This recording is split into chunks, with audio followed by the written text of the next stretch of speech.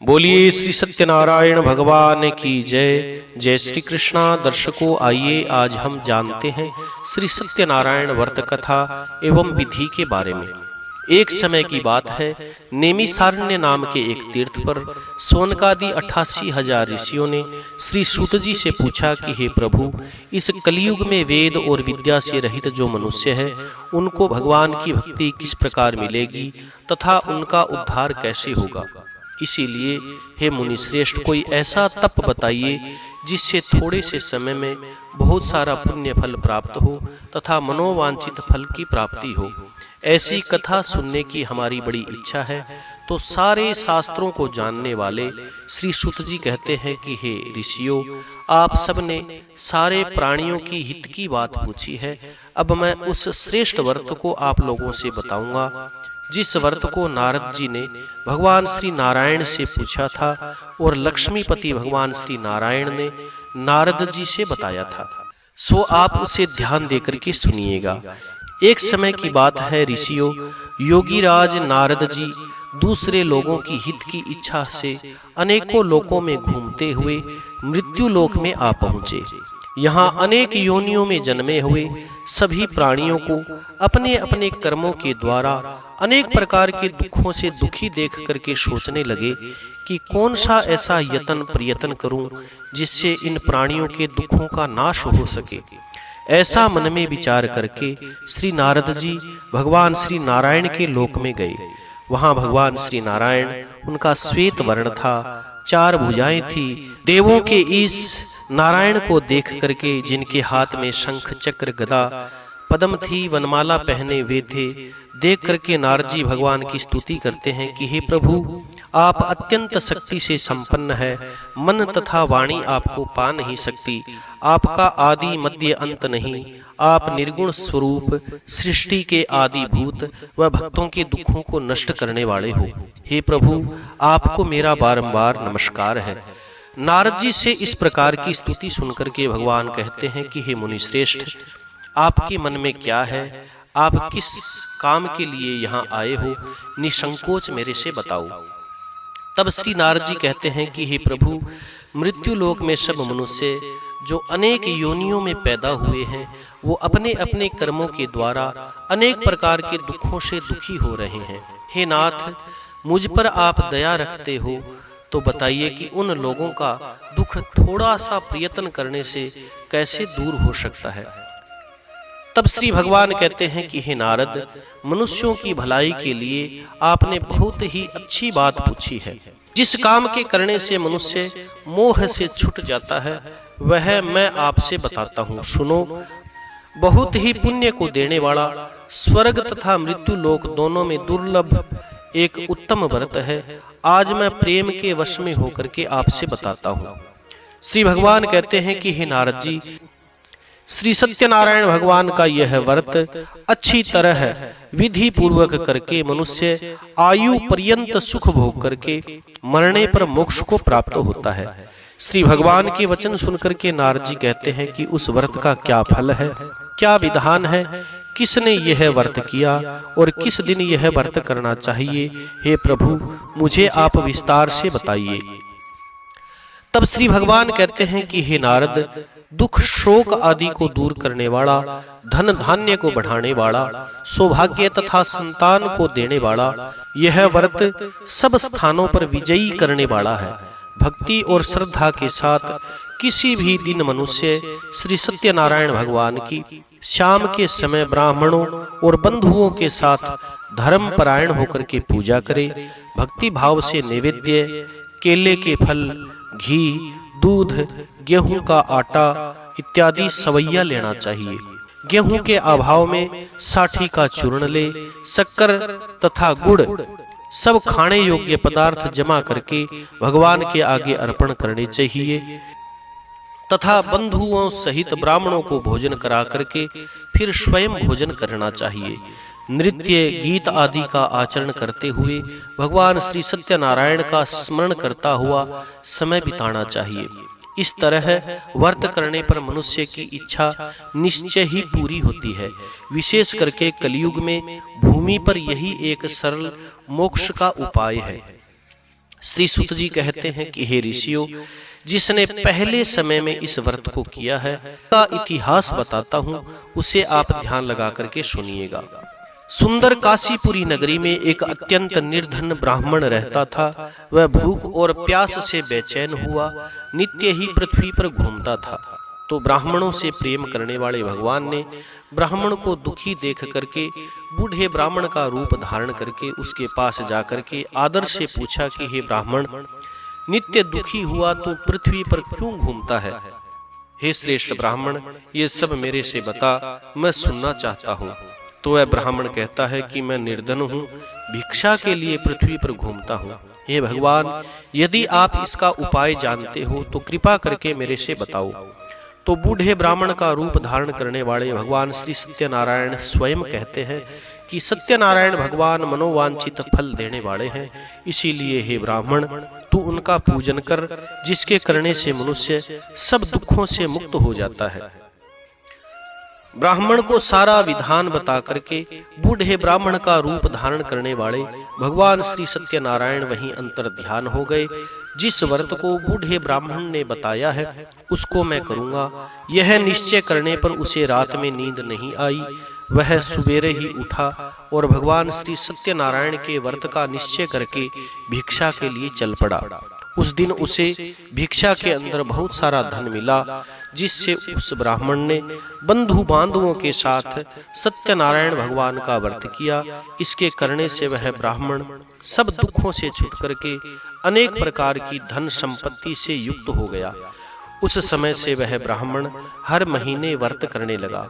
इस तरह सत्यनारायण भगवान के व्रत को जो करेगा वह सब पापों से छूट करके मोक्ष को प्राप्त होगा। आगे जो पृथ्वी पर भगवान सत्यनारायण का व्रत करेगा वह मनुष्य सब दुखों से छूट जाएगा। इस तरह नारद जी से नारायण का कहा हुआ यह व्रत मैंने आप लोगों से बताया। हे ऋषियों, अब मैं और क्या बताऊं आपको? तो ऋषि कहते हैं कि हे सूत जी, संसार में इस ब्राह्मण से सुनकर के किस किस ने इस व्रत को किया वह भी हम सुनना चाहते हैं, इसके लिए हमारे मन में बड़ी श्रद्धा है।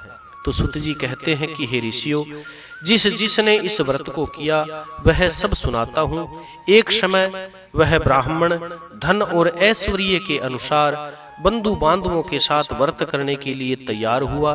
उसी समय एक लकड़ी बेचने वाला बूढ़ा आदमी आया और बाहर लकड़ियों को रख करके ब्राह्मण के मकान में गया। प्यास से दुखी लकड़हारा उनको व्रत करते हुए देख करके ब्राह्मण को नमस्कार करके कहने लगा कि आप यह क्या कर रहे हो और इसके करने से क्या फल मिलता है, कृपा करके मेरे से बताओ। तो ब्राह्मण ने कहा कि सब मनोकामनाओं को पूरी करने वाला भगवान श्री सत्यनारायण का यह व्रत है, इसकी ही कृपा से मेरे यहाँ धन धान्य आदि की बढ़ोतरी हुई है। ब्राह्मण से इस व्रत के बारे में जान करके लकड़हारा बड़ा प्रसन्न हुआ। चरणामृत लेकर के प्रसाद खाने के बाद में अपने घर पर गया। लकड़हारे ने मन में इस प्रकार का संकल्प किया, आज गांव में लकड़ी बेचने से जो मेरे को धन मिलेगा उससे मैं भगवान श्री सत्यनारायण का उत्तम व्रत करूंगा। यह मन में विचार करके वह बूढ़ा आदमी लकड़ियां अपने सिर पर रख करके जिस नगर में धनवान लोग रहते थे ऐसे सुंदर नगर में गया। उस रोज वहां पर उसे उन लकड़ियों के दाम पहले से 4 गुना ज्यादा मिले। तब वह बूढ़ा लकड़हारा दाम लेकर के बड़ा प्रसन्न होकर के भगवान के व्रत की सामग्री लेकर के और अपने घर पर गया। फिर अपने भाइयों को बुला करके, बांधुओं को बुला करके विधि के साथ भगवान श्री सत्यनारायण का व्रत और पूजन किया। उस व्रत के प्रभाव से वह बूढ़ा लकड़हारा धन पुत्र आदि से युक्त हुआ और संसार के सारे सुखों को भोग करके अंत में भगवान के धाम को गया। सूत जी कहते हैं कि हे ऋषियों, आगे की कथा भी बताता हूँ, सुनो। पहले समय में उल्का मुख नाम का एक बुद्धिमान राजा था। वह सत्यवक्ता था, जितेंद्रिय था और अपनी प्रजा का पालन पुत्र के समान किया करता था। प्रतिदिन देवताओं के मंदिरों में जाता, गरीबों को धन देकर के उनके कष्टों को दूर किया करता था। उसकी पत्नी भी कमल के समान मुखवाड़ी, बड़ी सती और साध्वी थी। वे दोनों भद्रशिला नदी के तट पर सत्यनारायण भगवान का व्रत कर रहे थे। उस समय वहां एक साधु नाम का वैश्य आया। उसके पास व्यापार के लिए बहुत सारा धन था। वह नाव को किनारे पर ठहरा करके राजा के पास आया और राजा को व्रत करते हुए देख करके विनती करके पूछने लगा कि हे राजन, आप भक्ति युक्त चित्त से यह क्या कर रहे हो? मेरी सुनने की इच्छा है, सो आप मुझे बताइए। तो राजा कहता है कि हे साधु, अपने बंधु बांधवों के साथ पुत्र की प्राप्ति के लिए महाशक्तिवान भगवान श्री सत्यनारायण का व्रत और पूजन कर रहा हूँ। राजा के वचन सुनकर के साधु आदर से कहता है कि हे राजन, मेरे से भी यह विधान बताओ, मैं भी आपके कहने के अनुसार यह व्रत करूंगा। मेरे भी कोई संतान नहीं है, इससे निश्चय ही होगी। राजा से सारा विधान सुन करके व्यापार से निवृत्त होकर के आनंद के साथ साधु अपने घर पर गया और अपनी स्त्री से संतान देने वाले उस व्रत का समाचार सुनाया और कहा कि जब मेरे संतान होगी तब मैं इस उत्तम व्रत को करूंगा। साधु ने ऐसे वचन अपनी स्त्री लीलावती से कहे। एक दिन उसकी स्त्री लीलावती पति के साथ आनंदित होकर के सांसारिक धर्म में प्रवृत्त हुई और सत्यनारायण भगवान की कृपा से गर्भवती हुई। 10वें महीने में उसे एक सुंदर कन्या का जन्म हुआ। दिनों दिन वह कन्या इस तरह से बढ़ने लगी जैसे शुक्ल पक्ष का चंद्रमा बढ़ता हो। कन्या का नाम कलावती रखा गया। तब लीलावती ने मीठे शब्दों में अपने पति से कहा कि आपने जो संकल्प किया था कि मैं सत्यनारायण भगवान के व्रत को करूंगा, अब आप उसे करिए। तो साधु कहता है कि हे प्रिय, मैं इसके विवाह पर करूंगा। इस प्रकार अपनी पत्नी को आश्वासन दे करके वह व्यापार करने के लिए नगर को चला गया। कलावती भी अपने पिता के घर में बढ़ने लगी और वृद्धि को प्राप्त हुई। साधु ने जब नगर में सखियों के साथ अपनी पुत्री को देखा तो तुरंत ही दूत बुला करके कहा कि मेरी पुत्री के वास्ते कोई सुयोग्य वर देख करके लेकर के आओ। तो उस साधु की आज्ञा पा करके दूत कंचन नगर नाम के नगर में गया। वहां बड़ी खोज करके देख करके उस साधु की पुत्री के वास्ते एक सुयोग्य बणिक पुत्र को ले आया। उस सुयोग्य पुत्र को देख करके साधु ने अपने बंधु बांधवों के साथ प्रसन्न होकर के अपनी पुत्री का विवाह उसके साथ कर दिया। किंतु हे ऋषियों, दुर्भाग्य से वह विवाह के समय भी व्रत करना भूल गया। तब श्री भगवान क्रोधित हो गए और श्राप दिया कि तुम्हें दारुण दुख प्राप्त होगा। अपने काम में कुशल वह साधु जमाई के सहित समुद्र के पास रतनपुर नाम के नगर में गया। वहां दोनों ससुर और जमाई चंद्रकेतु राजा के नगर में व्यापार करने लगे। एक रोज भगवान श्री सत्यनारायण की माया से प्रेरित कोई चोर राजा का धन चुरा करके भाग करके जा रहा था, किंतु राजा के सिपाहियों को पीछे आता हुआ देख करके चोरों ने घबरा करके भागते हुए राजा के धन को वहीं छुपा करके रख दिया जहां वो दोनों ससुर और जमाई ठहरे हुए थे। जब दूतों ने उस साधु के पास राजा के धन को रखा हुआ देखा तो दोनों बंधी बना करके लेकर के गए और प्रसन्नता से दौड़ते हुए राजा के पास जाकर के कहते हैं कि हम 2 चोर पकड़ करके ले आए। हे राजन, आज्ञा दे, इनके साथ क्या करना चाहिए। तब राजा की आज्ञा से उन दोनों को कठिन कारावास में डाल दिया गया। उनका जितना धन था वह सब छीन लिया गया। सत्यनारायण भगवान के श्राप के द्वारा उसकी पत्नी भी घर पर बहुत दुखी हुई। घर पर जो धन रखा था चोर उसको चुरा करके ले गए। शारीरिक व मानसिक पीड़ा तथा भूख और प्यास से दुखी होकर के अन्न की चिंता में कलावती एक ब्राह्मण के घर में गई। वहां उसने भगवान श्री सत्यनारायण का व्रत होते देखा, फिर कथा सुनी, प्रसाद ग्रहण करके रात में घर में आई। माता ने कलावती से कहा कि हे पुत्री, अब तक कहाँ थी, तेरे मन में क्या है। तो कलावती कहती है कि माता, मैंने एक ब्राह्मण के घर में श्री सत्यनारायण भगवान का व्रत देखा। कन्या के वचन सुनकर के लीलावती भगवान के पूजन की तैयारी करने लगती है। लीलावती ने परिवार और बंधुओं के साथ मिलकर के भगवान श्री सत्यनारायण का व्रत और पूजन किया और वरदान मांगा कि हे प्रभु, मेरे पति और दामाद शीघ्र ही घर पर आ जाए। साथ में प्रार्थना करी कि हम सब का अपराध है प्रभु आप क्षमा करिए। सत्यनारायण भगवान इस व्रत से संतुष्ट हो गए। राजा चंद्रकेतु को स्वप्न दे करके कहा कि हे राजन, दोनों वैश्यों को प्रातः ही छोड़ दे। जो तूने इनका धन ग्रहण किया है वह दे दे, नहीं तो मैं तेरा धन, राज्य, पुत्र आदि सब नष्ट कर दूंगा। राजा से ऐसे वचन कह करके भगवान श्री सत्यनारायण स्वप्न में अंतर ध्यान हो गए। प्रातः काल राजा चंद्रकेतु ने सभा में अपना स्वप्न सुनाया। फिर दोनों बणिक पुत्रों को कैद से मुक्त किया, सभा में बुलाया। दोनों ने आते ही राजा चंद्रकेतु को नमस्कार किया। राजा ने मीठे शब्दों में कहा कि हे महानुभावों, भावी के वश ऐसा कठिन दुख आपको प्राप्त हुआ है, अब आपको कोई भय की बात नहीं। ऐसा कह करके राजा ने उनको नए नए वस्त्र आभूषण पहनाए तथा उनका जितना धन लिया था उससे ज्यादा धन देकर के आदर सहित उन दोनों को विदा किया।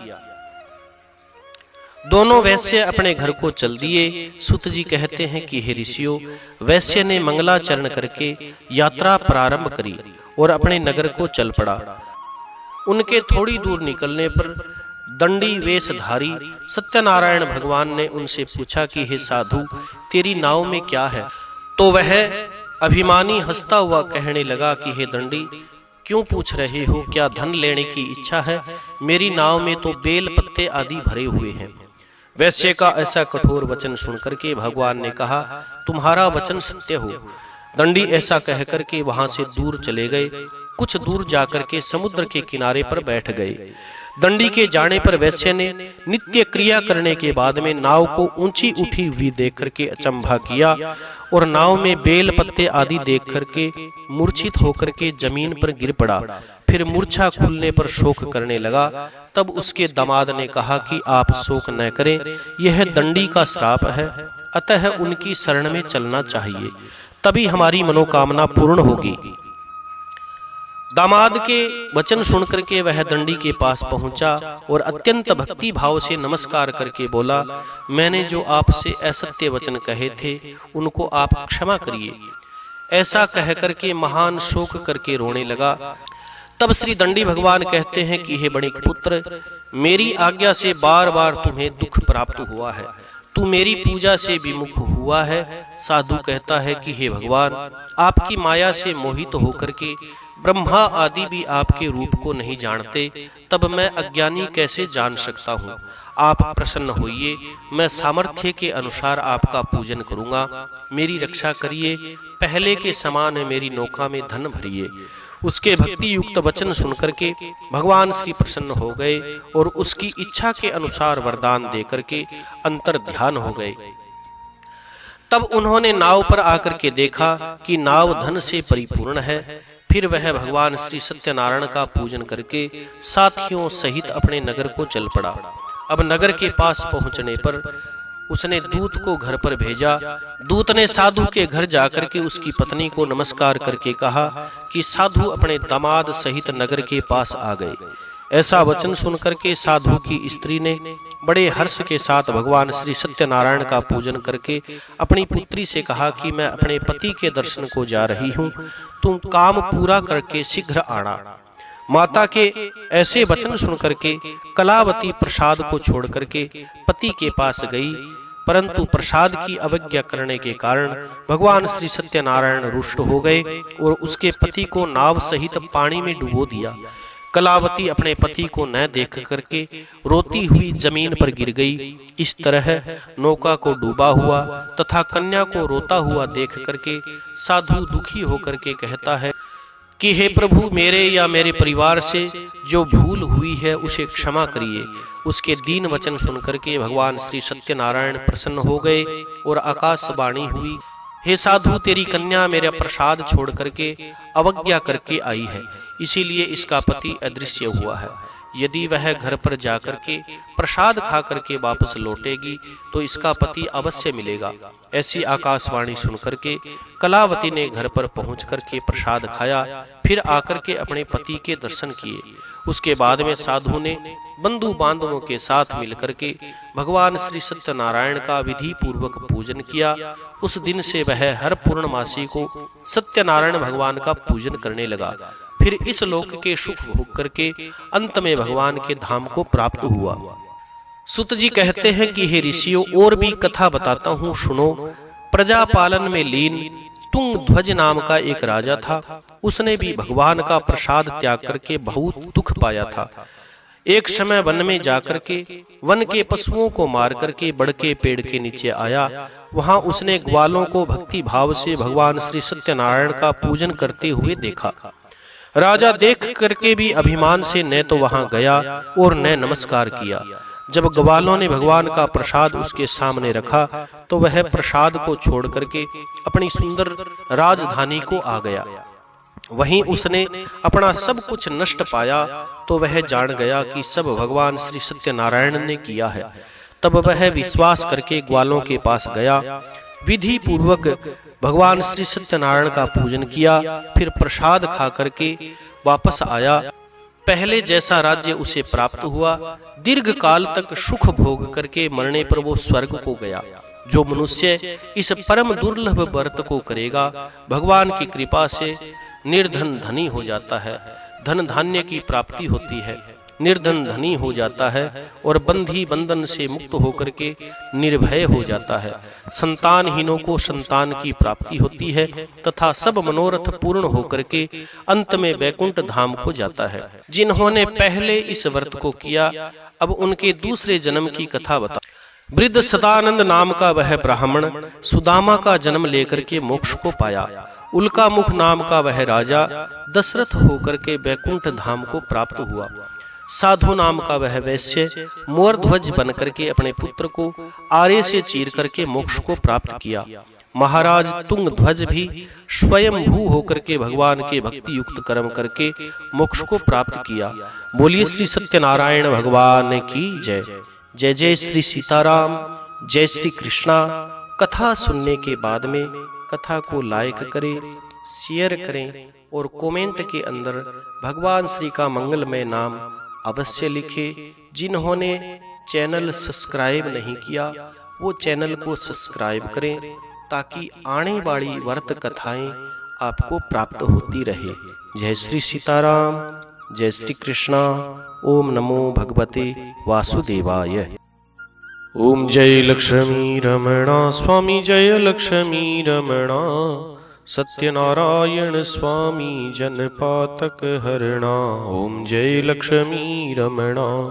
रत्न जड़ित सिंहासन अद्भुत छवि राजे, स्वामी अद्भुत छवि राजे। नारद करत निरंतर घंटा ध्वनि बाजे। ओम जय लक्ष्मी रमणा।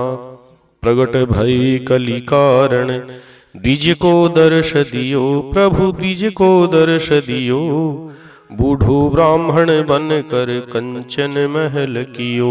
ओम जय लक्ष्मी रमणा। दुर्बल भील कराल इन पर कृपा करी, प्रभु इन पर कृपा करी। चंद्रचूड़ एक राजा, चंद्रचूड़ एक राजा, तिनकी विपत्ति हरि। ओम जय लक्ष्मी रमणा। वैश्य मनोरथ पायो श्रद्धा तज दीनी, स्वामी श्रद्धा तज दीनी। सोफल भोग्यो प्रभु जी, सोफल भोग्यो प्रभु जी, फिर अस्तुति कीनी। ओम जय लक्ष्मी रमणा। भाव भक्ति के कारण छिन छिन रूप धर्यो, प्रभु छिन छिन रूप धर्यो। श्रद्धा धारण कीनी तिनको काज सर्यो। ओम जय लक्ष्मी रमणा। ग्वाल बाल संग राजा बन में भक्ति करी, स्वामी बन में भक्ति करी। मन वांछित फल दीनो, मन वांछित फल दीनो, दीन दयाल हरि। ओम जय लक्ष्मी रमणा। चढ़त प्रसाद सवायो कदली फल मेवा स्वामी कदली फल मेवा धूप दीप तुलसी से धूप दीप तुलसी से राजी सत्य देवा ओम जय लक्ष्मी रमणा। सत्यनारायण जी की आरती जो कोई जन गावे स्वामी प्रेम सहित गावे कहत शिवानंद स्वामी कहत शिवानंद स्वामी मनवांचित फल पावे। ओम जय लक्ष्मी रमणा जय लक्ष्मी रमणा स्वामी जय लक्ष्मी रमणा। सत्यनारायण स्वामी जनपातक हरणा ओम जय लक्ष्मी रमणा। बोली श्री सत्यनारायण भगवान की जय।